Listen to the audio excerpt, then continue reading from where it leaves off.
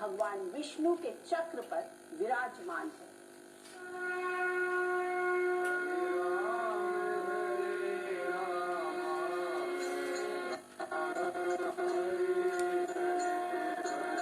लहरों ने अयोध्या का प्राचीन वैभव भी देखा है, उस राम राज्य को भी देखा है जिसे साकार करने का सपना दुनिया का हर सभ्य समाज देखता है। अयोध्या के नाम पर राजनीति की प्रचंड धारा देखी तो अब भव्य दिव्य राम मंदिर भी बनते देखेगी। कहा गया है कि वह राम की जन्मभूमि थी और राम वहीं पैदा हुए थे। और इतना ही नहीं, उसमें एक शब्द रामालय भी आता है और रामालय के अतिरिक्त तो वहाँ के मंडप का उल्लेख हमको प्राप्त होता है। मान्यता के मुताबिक वेबस्वान यानी सूर्य के पुत्र वैवस्वत मनु ने अयोध्या की स्थापना की। वैवस्वत मनु के 10 पुत्र थे। इल, इक्ष्वाकु, कुशनाम, अरिष्ट, धृष्ट, नरश्यन, करुष, महाबली, शर्याति और पृषद, जिसमें सबसे ज्यादा प्रतापी इक्ष्वाकु हुए। इक्ष्वाकु कुल का सबसे ज्यादा विस्तार हुआ और ये सूर्य वंशी इसी वंश में श्री राम पैदा हुए। सूर्यवंशी राजाओं की राजधानी अयोध्या थी, जिसके वैभव की तुलना स्वर्ग से की गई है। अयोध्या भगवान श्री राम की पहले महाराज कहा जाता है कि पृथ्वी की जब संरचना हुई, जो प्रथम मानव महाराज मनु की जो सृष्टि संरचना में जो योगदान जो सहयोग था वो बहुत सराहनीय था। उस समय में मनुष्य की संख्या ना के बराबर थी, कम थी और जो सनातन संस्कृति हमारे जो मुनि थे, जो पूरी जो साम्राज्य सनातन संस्कृति के अनुरूप जंगल में वातावरण, उसके बाद जो संस्कृति थी हमारी, वो उसके अनुरूप महाराज मनु ने अयोध्या का विकास, पूरे सनातन संस्कृति, पूरे भारत का विकास उन्होंने किया। अंतिम हुए अथर्ववेद ने अयोध्या को ईश्वर का नगर बनाया है। इसकी संपन्नता की तुलना स्वर्ग से की गई। अयोध्या को पवित्र सप्तपुरी कहा गया, जिसमें अयोध्या, मथुरा, हरिद्वार, काशी, कांची, उज्जैन और द्वारका शामिल है। त्रेता से पहले भी अयोध्या का बहुत बड़ा विस्तार था। अथर्ववेद में भी इसको देवताओं की भूमि कहा गया है और उस समय ये कौशलपुर के रूप से जानी जाती थी। अयोध्या जिसकी राजधानी थी। तो इक्ष्वाकु वंश के जितने भी राजा हुए हैं, दिलीप हैं, अजय हैं, सागर हैं, भगीरथ हैं, उन सब ने यहाँ पे राज किया है। तो जब इतने राजाओं को जानते हैं तो निश्चित रूप से उनकी राजधानी और राज्य के विषय में भी हम सब लोग स्वर्णमय अक्षर के रूप में, स्वर्णमय युग के रूप में जानते हैं। तो स्कंद पुराण में, पद्म पुराण में, भविष्य पुराण में भी अयोध्या जी का जिक्र आता है। जाहिर है अथर्ववेद के समय अयोध्या अस्तित्व में थी। इसी तरह वाल्मीकि रामायण के बालकांड में भी अयोध्या का वर्णन है। वाल्मीकि रामायण के मुताबिक अयोध्या 12 योजन लंबी और 3 योजन चौड़ी थी, मतलब 96 मील में फैली हुई थी। जो मैं समझ पाता हूँ साहित्यकार के रूप में, जो कुछ मैंने पढ़ा उसमें ये है कि हमको वाल्मीकि के समय की अयोध्या का वो वर्णन मिलता है जो वाल्मीकि ने किया है। अब सचमुच अयोध्या क्या थी ये कहना तो मुश्किल है, लेकिन वाल्मीकि ने जो हमको बतलाया वो हमारे सामने है। और त्रेता युग के बारे में हम वही बता सकते हैं, क्योंकि ये भी माना गया कि राम और वाल्मीकि समकालीन थे। श्री राम के पिता दशरथ इक्ष्वाकु वंश के 63वें राजा थे। वाल्मीकि रामायण के मुताबिक राजा दशरथ ने अपनी अयोध्या को देवलोक की राजधानी अमरावती की तरह सजाया था। अयोध्या में कोई गरीब था ही नहीं, बल्कि कम धन वाले भी नहीं थे। चारों तरफ खुशहाली और संपन्नता थी। आपसी सौहार्द और एक दूसरे के प्रति सम्मान ने अयोध्यापुरी को धरती पर अलौकिक बना दिया था। वेद और रामायण के काफी बाद पुराण लिखे गए। पुराणों में भी अयोध्या का जिक्र है। स्कंद पुराण के मुताबिक अयोध्या शब्द औकार ब्रह्मा यकार विष्णु और धाकार रुद्र का स्वरूप है, जो भगवान विष्णु के चक्र पर विराजमान है। यानी अयोध्या का अस्तित्व सनातन काल से है। इस बात से कोई इनकार नहीं है कि प्राचीन काल में अयोध्या नाम का शहर था, जिसके राजा राम थे। कुछ विद्वानों ने ग्रह मंजरी जैसे प्राचीन भारतीय ग्रंथों के आधार पर अयोध्या की स्थापना का काल ईसा पूर्व 2200 के आसपास माना है।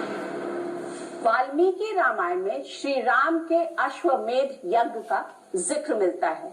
उनके सूर्य वंश की पताका चारों ओर फहरा रही थी, लेकिन श्री राम के बैकुंठ धाम जाने के बाद अयोध्या साम्राज्य का क्या हुआ, इसे लेकर कई मान्यताएं हैं। एक मान्यता के मुताबिक श्री राम ने अयोध्या साम्राज्य को 8 हिस्सों में बांट दिया। श्री राम ने अपने पुत्र लव को उत्तर कौशलपुरी का राजा बनाया, कुश को दक्षिण कौशल नगरी का, और अपने भाइयों के पुत्रों को भी एक एक क्षेत्र सौंप दिया। हम मथुरा के भावी राजा का स्वागत करते हैं। आपका कल्याण हो। आसन ग्रहण करें राजन। श्री राम ने अपने सबसे छोटे भाई शत्रुघ्न को मथुरा का राजा बना दिया था। शत्रुघ्न ने मधुपुरी यानी मथुरा के राजा दैत्य लवणासुर का वध किया था। रामायण में श्री राम के अश्वमेध यज्ञ का जिक्र है। मतलब श्री राम के दौर में अयोध्या और सूर्य वंश की विजय पताका दूर दूर तक लहरा रही थी। मान्यता है कि श्री राम बैकुंठ लोक जाने से पहले अयोध्या का राजपाट अपने छोटे भाई भरत को सौंपना चाहते थे, लेकिन भरत इसके लिए तैयार नहीं है। ऐसे में श्री राम ने अपना साम्राज्य को 8 हिस्सों में बांट दिया। श्री राम ने अपने पुत्र लव को उत्तर कौशलपुरी का राजा बनाया, जिसकी राजधानी लवपुरी यानी लाहौर थी। दूसरे पुत्र कुश को दक्षिण कौशल नगरी का राजा बनाया, जिसकी राजधानी बनी कौशाम्बी। भरत के पुत्र पुष्कल को पुष्कलावत का और मणिभद्र को तक्षशिला का राजा बना दिया। लक्ष्मण के पुत्र चित्रांग को कामरूथ और चंद्रकेतु को चंद्रकांतापुरी का राजा बना दिया, और सबसे छोटे भाई शत्रुघ्न के पुत्र सुवाह को मथुरा का और भद्रसेन के विदिशा नगरी का राजा बनवाया। सभी की जड़ें अयोध्या से जुड़ी थी, लेकिन अयोध्या खंड खंड हो गई। श्री राम के वंशजों ने अपने अपने साम्राज्य का विस्तार किया, लेकिन अयोध्या कहीं पीछे छूटने लगी। श्री राम के वंशजों के लिए अयोध्या पूज्य रही, लेकिन इस नगरी का वो गौरव खत्म हो गया जो श्री राम के दौर में था। कहते हैं कि एक बार श्री राम के पुत्र कुश अयोध्या आए। स्वर्ग जैसी दमकने वाली अयोध्या उन्हें उजड़ी हुई दिखी, तो कुश ने राजधानी अयोध्या का पुनर्निर्माण कराया। इसके बाद सूर्य वंश की अगली 44 पीढ़ियों तक अयोध्या की पहचान महाराजा बृहद्वल तक चरम पर रहा। लव ने लाहौर बसाया, कुश ने कसूर बसाया, वैसे ही बाकी जो उनके बच्चे थे उन्होंने अपने अपने क्षेत्र को विकसित किया, जैसे आप कह रही हैं। जब उन्होंने अपने क्षेत्र को विकसित किया तो इसका मतलब ये तो कैसे हो सकता है कि वो अयोध्या को आके विकसित करेंगे। तो अयोध्या अपने पुराने वैभव के साथ ही चलती रही। वहाँ जो कभी मुझे अब ये भी नहीं मालूम है कि उसके बाद अयोध्या के सिंहासन पर कौन बैठा। श्री राम के वंशज बृहद्वल कौशल के राजा थे। महाभारत के मुताबिक पांडु पुत्र युधिष्ठिर के राजसूय यज्ञ में भी महाराजा बृहद्वल के शामिल होने का जिक्र है। महाभारत युद्ध में बृहद्वल ने कौरवों का साथ दिया और अर्जुन पुत्र अभिमन्यु के हाथों बृहद्वल मारे गए। वक्त का पहिया तेजी से आगे बढ़ता जा रहा था। जैन परंपरा के मुताबिक 24 तीर्थकरों में से 22 इक्ष्वाकु वंश के थे, जिससे श्री राम का नाता था। 4 जैन तीर्थंकर तो अयोध्या की मिट्टी पर ही पैदा हुए। में भी अयोध्या का अस्तित्व था। ईसा पूर्व 322 से 185 तक यानी मौर्य काल तक अयोध्या का महत्व कायम रहा। त्रेता युग के बाद द्वापर युग शुरू होता है, जिसमें श्री कृष्ण पैदा हुए, जो भगवान विष्णु के अवतार माने जाते हैं। ये वो दौर था जिसमें हिंदुस्तान के नक्शे पर कई छोटे बड़े राजवंशों का शासन था।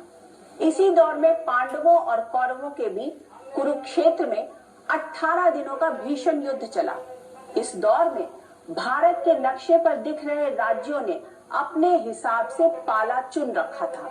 कहा जाता है कि महाभारत के बाद अयोध्या तो एक तरह से उजड़ गई, लेकिन श्री राम जन्मभूमि का अस्तित्व बना रहा। इतिहासकारों के मुताबिक गौतम बुद्ध के दौर में जिसे साकेत कहा गया, वो अयोध्या नगरी ही थी।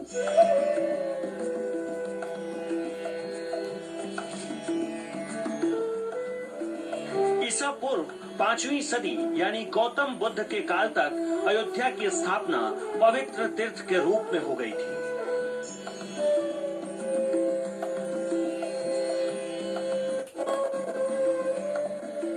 लेकिन मौर्य काल में राजनीतिक केंद्र के रूप में पाटलिपुत्र अहम था। मौर्य काल में सम्राट अशोक के बाद बौद्ध धर्म का अधिक जोर रहा।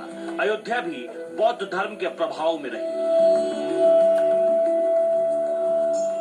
अयोध्या का बौद्धों में साकेत नाम से अनेक बार विवरण है। साकेत अयोध्या का ही दूसरा नाम है और अयोध्या जैनियों के लिए भी महत्वपूर्ण है। जैनियों के ऋषभदेव वहीं के राजा माने गए हैं। बात करीब 2100 साल पुरानी है। उज्जैन के सिंहासन पर थे चक्रवर्ती सम्राट विक्रमादित्य। एक दिन शिकार खेलते हुए विक्रमादित्य अयोध्या पहुंच गए। सरयू के किनारे आसपास घना जंगल था। एक आम पेड़ के नीचे अपनी सेना के साथ विक्रमादित्य आराम करने लगे। आसपास कोई बसावट नहीं, लेकिन विक्रमादित्य को जमीन में कुछ चमत्कार जैसा लगा। कहा जाता है कि खोज शुरू हुई तो पता चला कि यह श्री राम की अवध भूमि है। महाराज विक्रमादित्य के आदेश पर एक भव्य मंदिर का निर्माण करवाया गया। कहा जाता है कि श्री राम जन्मभूमि पर 84 स्तंभों पर विशाल मंदिर का निर्माण हुआ, जिसकी भव्यता और दिव्यता देखते ही बनती थी। विक्रमादित्य के बाद के राजाओं ने भी मंदिर की देखरेख की। हिंदू धर्म का उत्कर्ष मौर्य काल के बाद शुंग वंश में भी दिखता है। शुंग वंश के पहले राजा पुष्यमित्र ने भी मंदिर का जीर्णोद्धार करवाया था, तो उसका एक शिलालेख अयोध्या से मिला था। अयोध्या एक क्या कहा जाए आपसे, अयोध्या शब्द का अर्थ होता है कि जहां युद्ध न हो सके।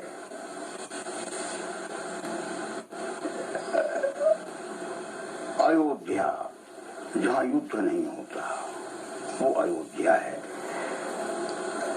और ये नगरी इतनी विख्यात थी, सिर्फ अपने देश में ही नहीं, सुदूर पूर्व में भी।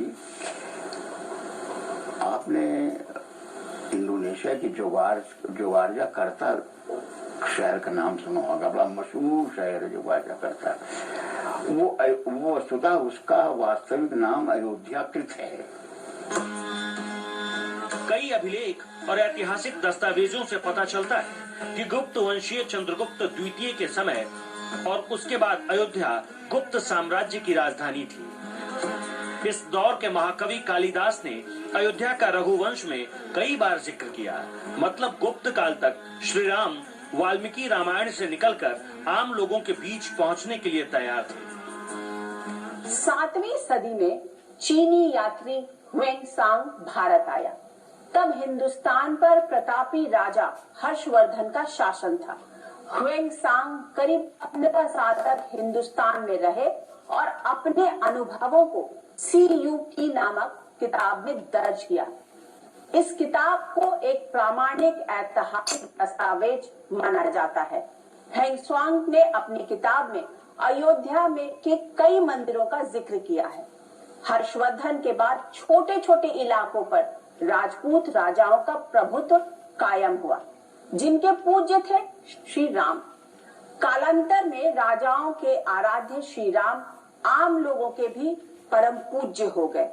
मर्यादा पुरुषोत्तम राम ने तेजी से सामाजिक जीवन में जगह बनानी शुरू कर दी। 13वीं सदी में रामानंद संप्रदाय ने मर्यादा पुरुषोत्तम राम को सामाजिक क्रांति का सूत्रधार बना दिया। बाद में इसी धारा से कबीर और तुलसीदास भी निकले। वर्णानाम अर्थसंहाराम रसानाम छंदसा। एक तरफ तुलसीदास की चौपाइयां हिंदू समाज में सांस्कृतिक जागरण का झंडा बुलंद कर रही,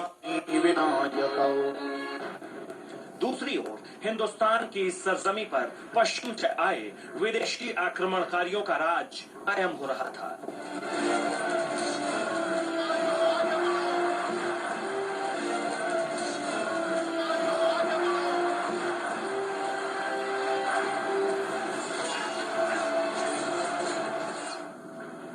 हिंदुओं के हाथों से सत्ता फिसल चुकी थी। हिंदू अब प्रजा थे और पश्चिम से आए आक्रमणकारी राजा।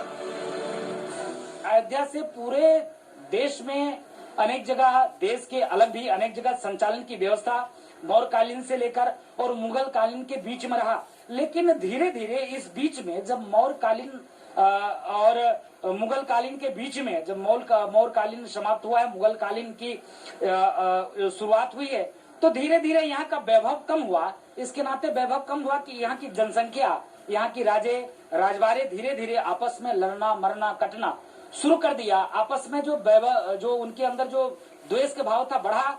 तो जब शक्ति कम तब हुई जब आपस में लड़ना कटना शुरू कर दिए, छोटे छोटे राजवाड़ा हो गए, तब जो है मौर्यकालीन समाप्त होकर अंग्रेजों का आधिपत्य शुरू हुआ। तब जाके यहाँ पर कुछ सनातन संस्कृति से लेकर पतन हुआ। एक 10वीं सदी तक हिंदुस्तान के नक्शे पर छोटे छोटे हिंदू राजाओं का राज था। ये आपस में लड़ते रहते। मौर्य या गुप्त राजाओं की तरह कोई शक्तिशाली केंद्रीय ताकतें नहीं थी।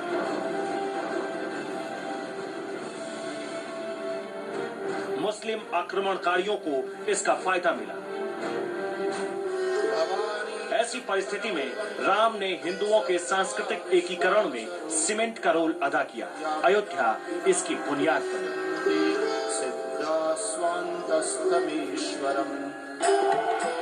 मध्यकाल से पहले ही हिंदू ग्रंथों में अयोध्या और श्री राम की महिमा स्थापित हो चुकी थी।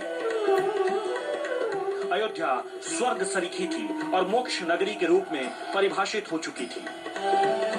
मध्यकाल में अयोध्या से हिंदुओं की आस्था को गहरा करने पर जोर था। अथर्ववेद में अयोध्या को एक नगर के रूप में वर्णित किया गया। मंत्र है देवानाम पू अयोध्या। यहाँ पू शब्द जो है वह नगर के अर्थ में है। अयोध्या का जो गुप्तकालीन वास्तुशास्त्र है, वास्तु के रूप में जो हमें अयोध्या का वर्णन मिलता है वो अथर्ववेद से संबंधित है। कई आक्रमण और तूफानों को झेलते हुए अयोध्या में श्री राम का भव्य मंदिर 14वीं शताब्दी तक खड़ा रहा। कहा जाता है कि सिकंदर लोधी के शासनकाल के दौरान वह मंदिर मौजूद था। 14वीं शताब्दी में हिंदुस्तान पर मुगलों का अधिकार हो गया।